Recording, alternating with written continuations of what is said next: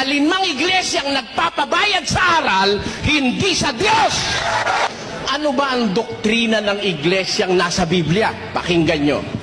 Tinanggap ninyong walang bayad, ay ibigay ninyong walang bayad. Yan ang aral. Yung iglesyang nasa Biblia na totoong iglesia, ang utos ng Kristo sa mga alagad, yung tinanggap nyo na walang bayad. Yung aral naman, walang bayad yun eh. Kasi wala ka naman pwedeng ibayad sa aral eh. Kung tatanggapin mo yung aral ni Kristo, walang katapat na halaga yung aral ni Kristo. Kahit ang buong mundo, hindi pwedeng itapat sa halaga ng aral ni Kristo. Kung mo yun, ibinigay naman niyang walang bayad, sabi, ibigay niyo walang bayad. Ang alinmang iglesyang nagpapabayad sa aral, hindi sa Diyos. Tandaan nyo. Anong katunayan? Pakinggan nyo. Sa isang talata ng Kawikaan, 23:23, ganito ang ating mababasa. Bumili ka ng katotohanan at huwag mong ipagbili. Oo, karunungan at turo at pagkaunawa, huwag mong ipagbibili. Kaya bawal nung ibenta yung aral eh. Kaya walang presyo yun.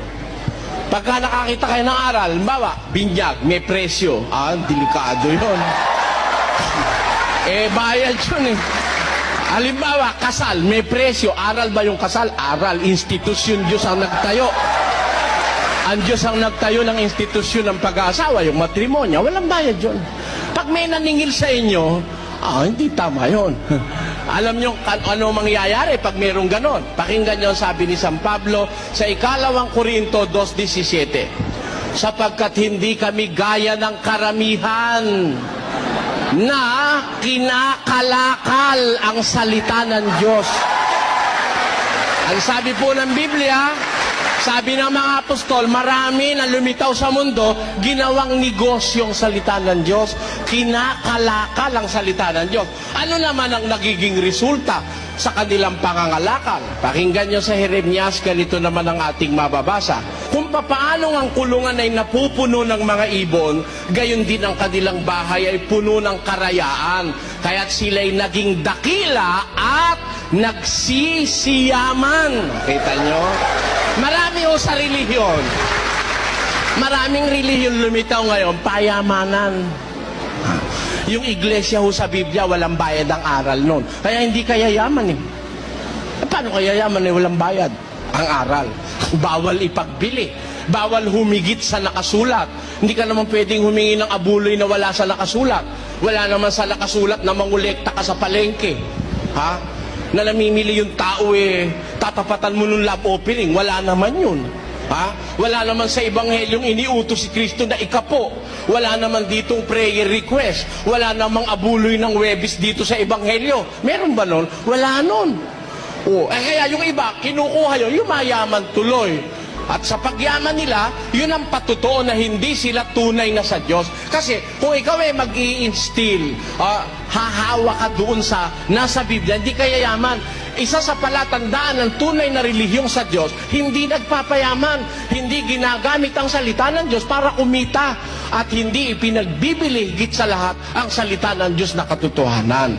Yan ay isa sa mga palatandaan ng tunay na iglesia. At yan ang gawain ng iglesyang nasa Biblia, na kung tawagin ng Biblia sa maraming mga talata, bibigay ko sa inyong isa-isa. Kukulangin lang ko ng oras 1 Korinto 1:2. 2 Korinto 1:1 hanggang 2. Gawa 20:28. Nakasulat po dyan, Iglesia ng Diyos. 1 Korinto 10:32. Iglesia ng Diyos ang nakasulat. 1 Korinto 11:16. Iglesia ng Diyos ang nakasulat. 1 Korinto 11:22, Iglesia ng Diyos ang nakasulat. 1 Korinto 15:9, Iglesia ng Diyos ang nakasulat. Galacia 1:13, Iglesia ng Diyos din ang nakasulat. 2 Tesalonica 1:4, Iglesia ng Diyos din nakasulat. 1 Tesalonica 2:14, Iglesia ng Diyos din ang nakasulat. Wala hong talata sa Biblia may mababasa kang Iglesia Katolika Apostolika Romana. Wala po niyan. Tinitiyak ko na sa inyo, Ngayon pa lang, hindi pa tumitindig si Mr. Villas, wala hong Iglesia Katolika, Apostolika, Romana sa Biblia. Bakit wala? Kasi lumitaw lang yon 1870 nang isulat ang Biblia, 1st century AD. Before the 1st century ends, nakasulat na ang buong Biblia. 1870 lang lumitaw yung Holy Catholic Apostolic Roman Church. Paano masusulat sa Biblia? Tapos na Biblia, nung lumitaw yung pangalan ng Iglesia Katolika, Apostolica Romana. Kaya hindi po yun ang nakasulat sa Biblia.